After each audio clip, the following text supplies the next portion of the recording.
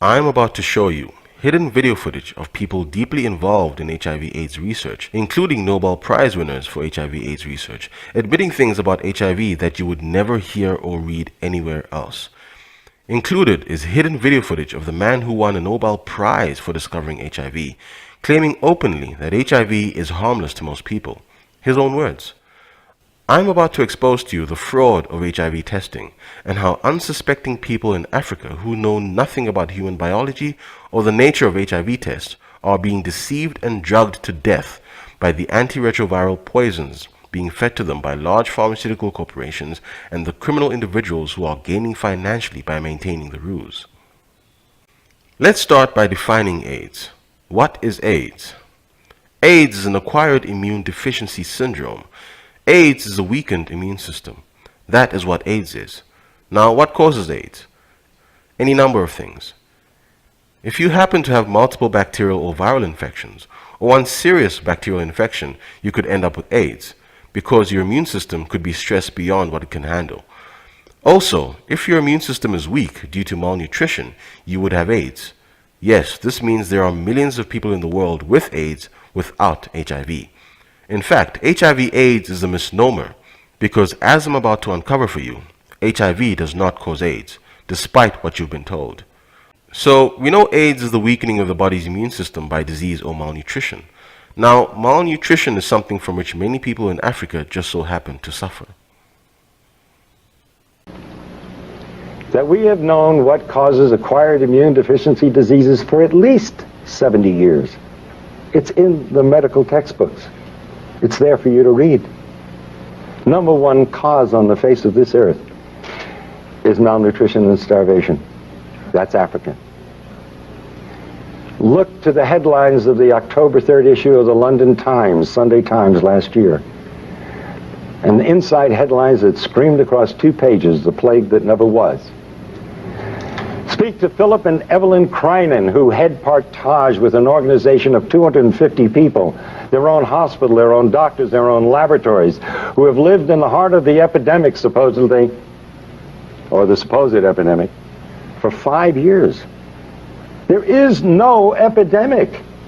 It doesn't exist. They are there. They're not some character who goes through from the World Health Organization and says, oh, I've seen the people dying. Of course you have. We all saw them on television in Somalia. What do you think you were looking at? That was AIDS. Due to starvation, due to malnutrition. So they essentially redefined malnutrition as AIDS in Africa because you don't need an HIV test. And so millions of people in Africa were told, you have this fatal disease. And the only cure for it is not clean water, nutritious food, all those other things that many Africans do not have. It's toxic, expensive drugs from the rich countries. When the HIV/AIDS craze was first being propagandized by the media worldwide, millions upon millions of Africans were fraudulently diagnosed with HIV/AIDS and prescribed toxic pharmaceutical chemicals intentionally designed to kill them. These were malnourished people who quite accurately could be described as having AIDS, because they did have AIDS, something which had nothing to do with HIV. However, they were being misled to believe that the drugs meant to treat HIV could also treat AIDS, because HIV/AIDS. That was the pharmaceutical companies propagandizing through the mainstream media and the World Health Organization.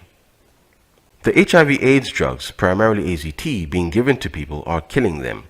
Did you know that there is a 100% death rate by immune deficiency amongst each and every single person who takes the HIV/AIDS antiretroviral drugs? 100% death rate. Did you know, however, that each and every single person who has ever refused to take the HIV/AIDS drugs has lived a healthy life? None who refuse the drugs die of immune deficiency related causes. None, whether they are diagnosed with HIV or not. I remember in 1992, after I first tested positive, I became involved in an organization called Women at Risk. There were 11 of us at the time on the board and involved in the group.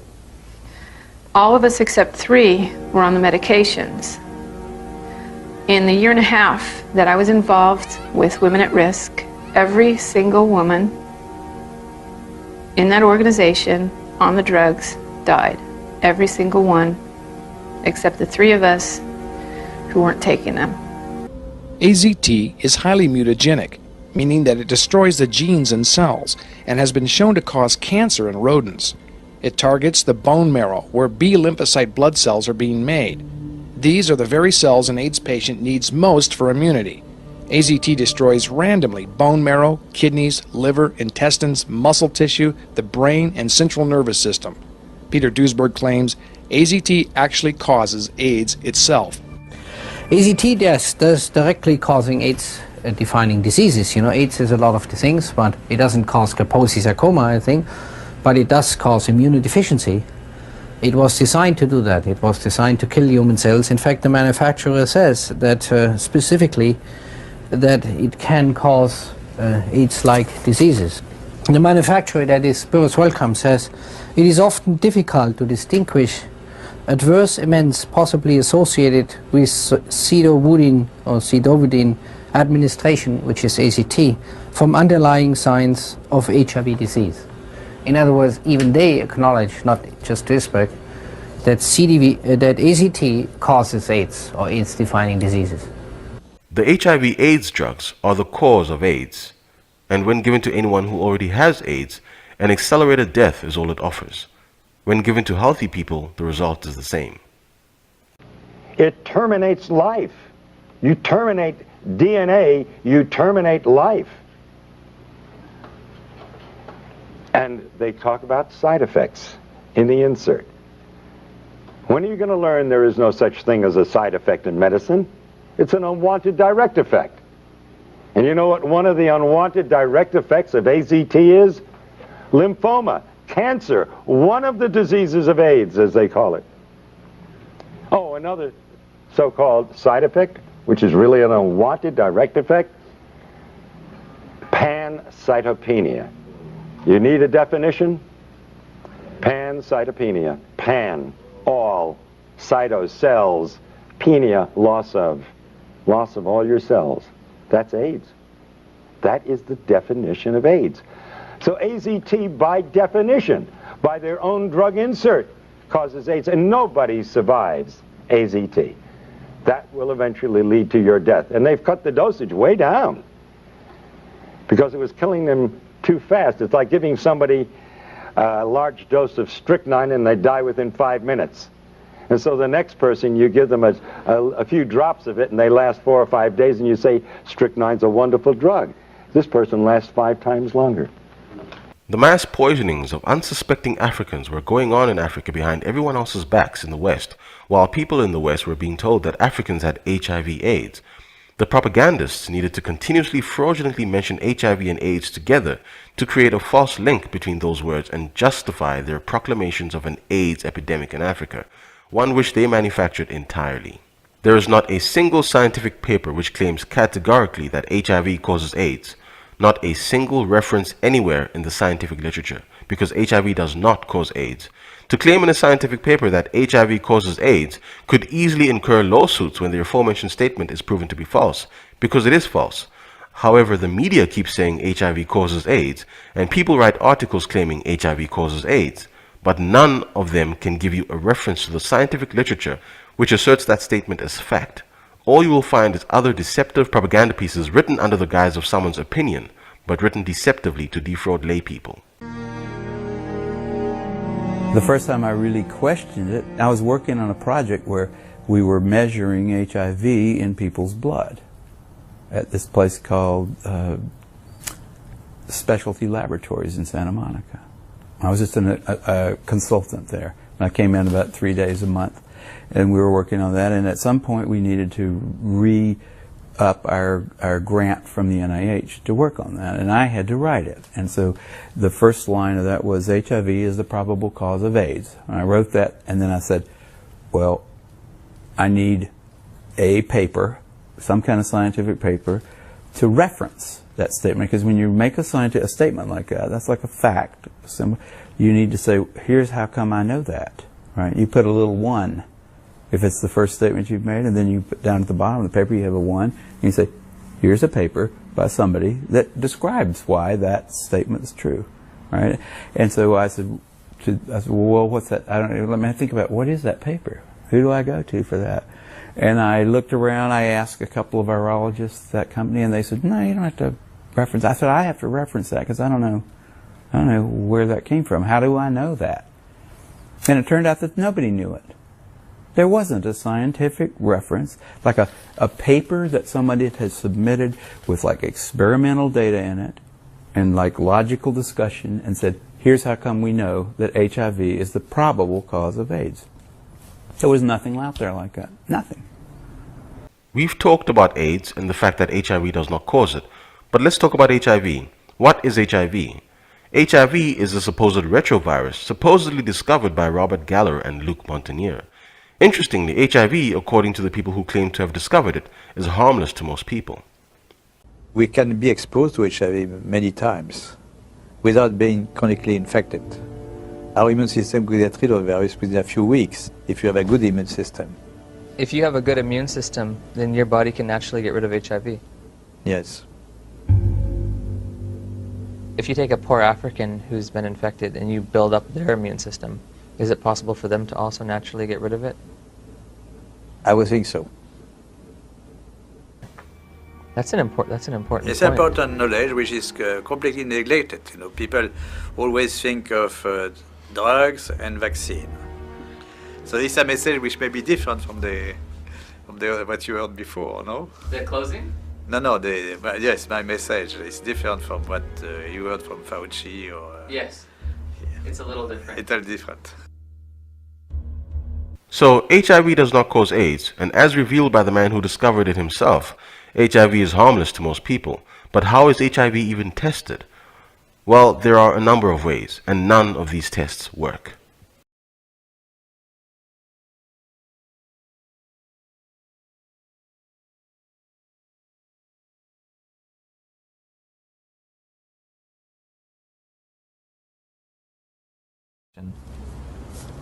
Because of the different criteria that apply in different countries, you can test HIV positive in one country and be given an AIDS diagnosis as a result of that, whereas in another country you won't test HIV positive and you won't be given an AIDS diagnosis. It's ludicrous that you can be positive in one country and not positive in another. Theoretically, I could be diagnosed with AIDS in the United States, but if I take 3 steps to my right, I wouldn't be diagnosed with AIDS, or I would lose my AIDS diagnosis when I cross the border. 30,000 Russians who tested positive for HIV were then tested with another test that's supposedly far more accurate to confirm the positivity, and 66 out of 30,000 proved to be positive. That means that the test HIV is 99.997% inaccurate. You want to take a test that's 0.003% right, and you're going to rely on that? But that's what they're doing to people out there. They're taking a test that is not only invalid, it's totally misleading. In fact, when you get results like that, then I would say you're going to be more correct that if you're read as being negative, consider yourself positive. And if you're positive, consider yourself negative. By the way, at the request of many individuals, I did go for a test a couple of weeks ago in New York City at the biggest clinic there that does more testing than anybody else. And the doctor who ran it was bragging about the fact that he did more. When I told him about the book I wrote, he said, shh, don't say anything. My patients might hear. In the scientific paper Luc Montagnier, Rob Gallo, and his associates wrote, they claimed that HIV might be the cause of AIDS. However, the HIV/AIDS propagandists used the media to make false reports that HIV did in fact cause AIDS, even though there was no scientific evidence for that, and there were no scientific claims of that. This allowed criminals like Rob Gallo and his associates to spread the HIV/AIDS lie through the media and brainwash society without being held accountable for a lawsuit. Not that the general public knew anything about HIV to sue anyone, but in case they did, Gallo and his scumbag friends could say, we never said HIV causes AIDS, the media did. Interestingly, Rob Gallo, in the scientific paper in which he took part, did in fact initially say that HIV caused AIDS. He was subsequently found guilty of fraud for making that statement, because that statement was false and devoid of any scientific evidence whatsoever. Additionally, he was found guilty of misconduct for lying about and misrepresenting his peers. Before fraudulently involving himself with HIV/AIDS, Rob Gallo had been involved in cancer research, where he ridiculously attempted to prove that the cause of cancer was a retrovirus. Naturally, his research yielded no results and was a monumental failure. None of the viruses he studied could be linked to cancer. However, when AIDS started to become sensationalized by the media for its apparently pervasive existence amongst homosexual men, Gallo would later seize upon the opportunity to claim in a media announcement, with no scientific evidence whatsoever by the way, that a variant of one of the cancer-causing viruses he was researching was the cause of AIDS. It was from there that the attention-seeking Rob Gallo would make a false name for himself for discovering HIV. He went from the unsubstantiated claim that cancer was caused by a retrovirus to the unsubstantiated claim that a variant of the non-existent cancer-causing virus was the cause of AIDS. Additionally, this virus is one which he fraudulently claimed to be his discovery, when in fact he blatantly stole it from a team of French scientists, of whom Luc Montagnier, the now co-discoverer of the retrovirus, was a member. Riding the whirlwind of public demand, Gallo made his move. On April 23, 1984, Secretary of Health and Human Services Margaret Heckler and Robert Gallo called a press conference together that would involve the United States Department of Health in what critics claim would become the biggest medical scientific blunder of all time. First, the probable cause of AIDS has been found, a variant of a known human cancer virus called HTLV-3. With HTLV-3, Gallo's white elephant virus program made the jump from the cause of cancer to become the cause of AIDS and the target of billions of dollars in research funds.